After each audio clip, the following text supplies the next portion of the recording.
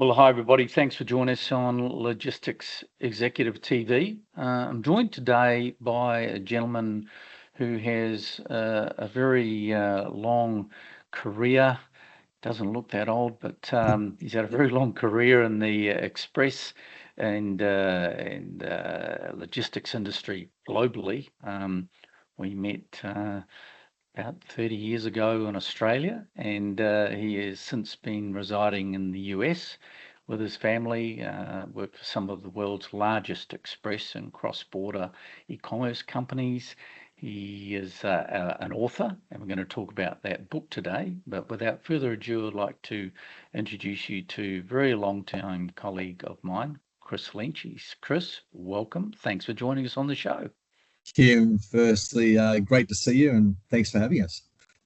Yeah, good to see you. And yeah, it's been a long time since those early days in TNT and Ansett, and way back in the day in Australia and New Zealand, in my case. The good old days, right?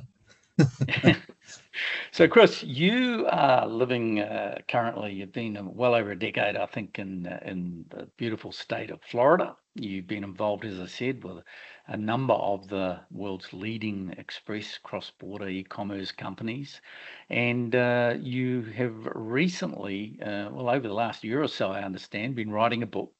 And it's called Decoding Egos and Emotions for Success in Business, if I'm not wrong. Tell us if I've got the title right, and tell us a little bit about the inspiration for coming up and writing a book. Yeah, sure. So look, I'll give you there you go. Ah, there we go. That's the little the book and the cover, right? So you're absolutely right, Kim. Decoding Egos and Emotions for Success in Business is actually the title. And if you look at the book itself and the focus of the book, it really explores the critical role of emotional intelligence in the workplace.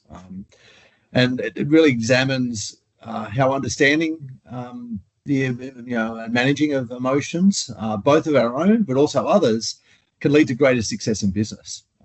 The book itself, it really delves into practical strategies, real-life examples, and provides the tools for fostering a positive workplace culture, as well as enhancing individual and personal skills, as well as leadership skills. That's sort of like the focus of the book. Right. So, where did the idea of, I mean, you've always been an entrepreneur, certainly as long as I've known you, and you've always been in, customer-facing relationship environments. So from your point of view, where did the inspiration come up with, to inspire you to actually write a book about the thoughts that you've been having? Yeah, it's funny. I never thought I'd ever be an author, right? In that sense, but it's been on my mind honestly for a long time.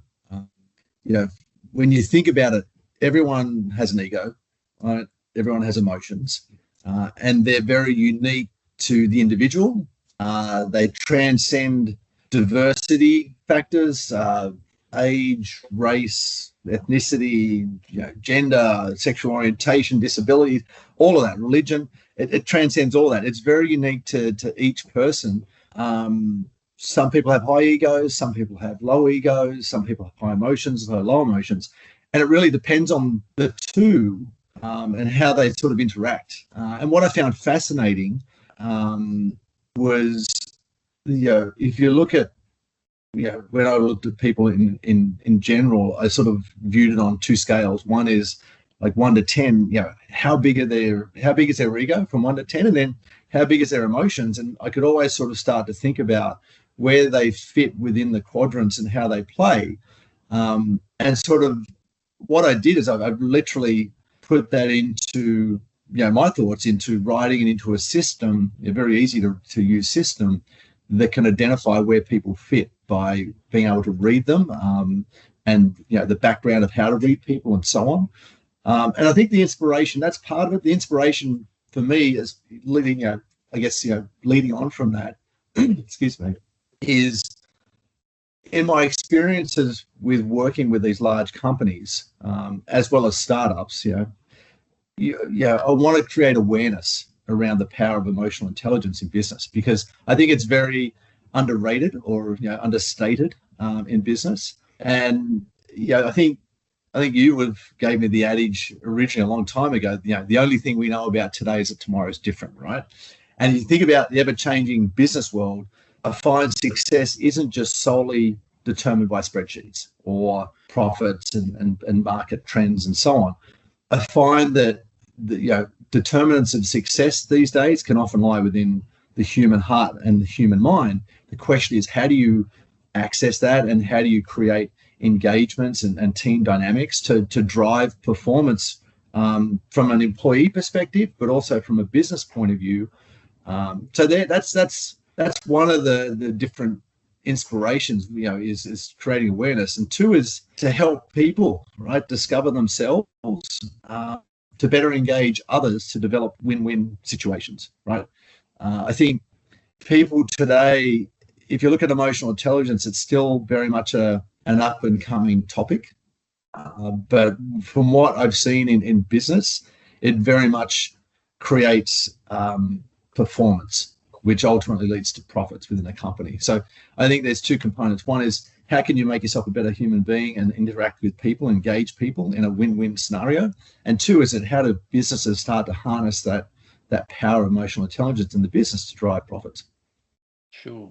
Okay. Well, thanks for unwrapping that a little bit for me. So I guess listening to what you're talking about there, I'm thinking back to 25 years ago when you and I were both in recruitment at that point. And of course, the recruitment criteria for a lot of organizations, and we're both in the logistics and supply chain industry for all of our lives, it was more about IQ, and it was more about technical skills. Has your career through logistics and supply chain and going into very senior executive management with companies like DHL and TNT back in the day, etc., has that influenced your evolution of thinking into the area of emotional intelligence? Absolutely. Yeah, I think if you look back to when we were working together in the startup and in recruitment and so on, one of the things that we used was behavioral assessments to accompany the recruitment process and the feedback around the interviews and how it correlated to the roles that we had with the companies. And that sort of was well received at that time. But I think that's, you look at whether it be like MBTI, like Myers-Briggs, type indicator, which is, or there's DISC, right? DISC, I think, was, dominance, influence, steadiness, conscientiousness, those different types of tools. That's actually now extending into emotional intelligence testing. I think one of them's called EQI 2.0, right? So you can start to see that evolution from IQ now into EQ, but it's still starting to sort of grow as an industry. But I absolutely believe it's sort of layering on from IQ into EQ and how that plays for sure. Cool. So is the book, I want to dive into a little bit more about the themes of the book and go through some of the chapters and what the chapters are all about. Is it more for people in business, or is it just a good read for anybody who wants to sit out on the balcony and grab a fizzy drink or a coffee and read something that's going to expand their brain? Or where's the target market for you? Yeah, so I think there's two components, right? If I look at what we designed the book and who the target audience was, one is from an employee point of view, and then two is from a manager point of view. And the differences there is, if you look about the employee side of things, there's a component of self-awareness around how do I see myself, and then how do I better engage people based upon the system that we've got in the book, and I'll talk about that in a minute. And then the other one is from a managerial point of view, is how do you get the best performance from your teams and using emotional intelligence within the team. So you're actually bolstering dynamics, you're bolstering performance. So there's sort of two aspects to the book. And funnily enough, what we did to help drive that target audience and positioning was we went and interviewed the market. And we asked the question to a lot of people, but the question we said was, what were some of the hardest interactions that employees and management can sometimes find difficult in their daily roles, right? But ultimately impact the well-being of employees and performance of the company, right? The top three answers that we had was employee to manager salary negotiations. So employees find salary negotiations tough. The second one was manager to employee performance reviews. So whether that be like a quarterly performance check-in or whether that be 6 monthly or annually, sometimes managers find it tough to do those performance reviews for multiple reasons: size of the team, the dynamics of the employee, and whether they're performing or not. So that was the second one. The third one was employee to customer contract negotiations. So what we did is we used those three different information that we got from the market, and we incorporated universal examples across all the different quadrants around the ego emotion scale. So what we've done is we've laid that out into a very simple framework, and then we've actually given examples relative to the person's ego and emotion and where they fit on the two scales and how to deal with it. So it's a bit of a snapshot. So have you got a picture of the scale in the book? We sure do. So what we actually did to make it even easier. Hold it up. There's a look. So we've got. You can find the map. Yeah, I can stand by. There's two things. So one is that it's quite. You won't be able to see it here, but when you see it, that's a quick. Okay. So in actual fact, when people listen to this interview, we're going to show it up there for them as opposed to just you and me talking to each other. We're going to see it up on the screen. Yeah, and what we'll also do is we've got the website, right? So the website, in the book, we have 2D barcodes that link to the website that give the full picture in a much more, easy to read format. But we also give a self-assessment tool on the website. So you can go in there and quickly figure out via 10 questions on ego and 10 questions on emotion where you fit. Brilliant. Oh, there we go. We can see the website up there now. So just as we're talking, people are able to see it.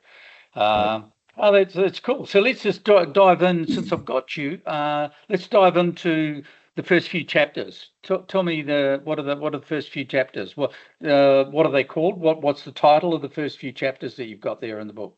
Yeah, absolutely. So what we've done is to really help a staged learning approach to the book. We've broken the book into 4 stages, right? The first one itself is the background of egos and emotions, which is really to talk about what is ego, what is emotion, and how do they interact in the business environment, right? That's really the first couple of chapters. The second part of it is the egos and emotions scale. So we introduce 2 important frameworks in that part 2. One is the ego and emotion scale and the framework, right? And then the second one is we talk about the awareness, right? So how do you become self-aware, and where do I fit on that ego and emotion scale? Because you can't assess people unless you know who you are, right? It's not a fair thing to do. So the third phase of that is preparing for practical application of the actual framework. So we actually go through a theoretical end-to-end example to prepare for the practical approach to the real world. And then part 4 is where the rubber hits the road, right? That's practical business applications using the egos and emotions framework based upon those 3 market research topics that we discussed, right? The salary negotiation, performance reviews, contract negotiations. All right. Well, look, it sounds good, Chris. Really appreciate you having a chat and unwrapping the onion a little bit for us on the book. We're more than happy to get it out there and promote the book for you, and wish you very well with it. People get hold of you by the website downstairs here. They can see underneath where we're talking. Yeah. Yep. Yeah, there's 2 things. The book itself is available on Amazon. Or by the website, which very graciously you put up on the screen. But also just wanted to thank you, Kim. Very humbled by the opportunity, and I really appreciate the support as well.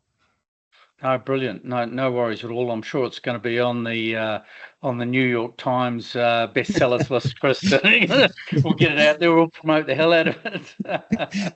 Wishful thinking, but who knows?